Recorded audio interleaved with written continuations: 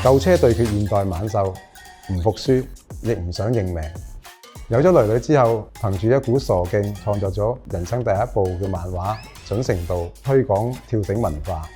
第一次純粹想做一本漫畫書去完成自己少少嘅心願，過程之中不停咁去補給自己一啲不足嘅知識。講慢動力嘅初衷亦都打動咗我。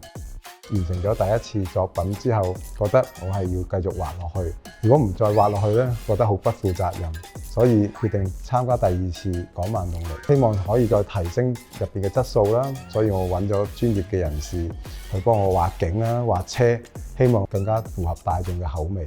Final Lap 極限圈速係講兩代人嘅親情，加上熱血同埋賽車運動，父女檔用舊車挑戰現代嘅汽車。從大帽山開始走到澳門嘅賽道，營造緊張嘅飛車畫面，希望融入香港嘅汽車文化，愛車嘅人會揾到共同嘅語言。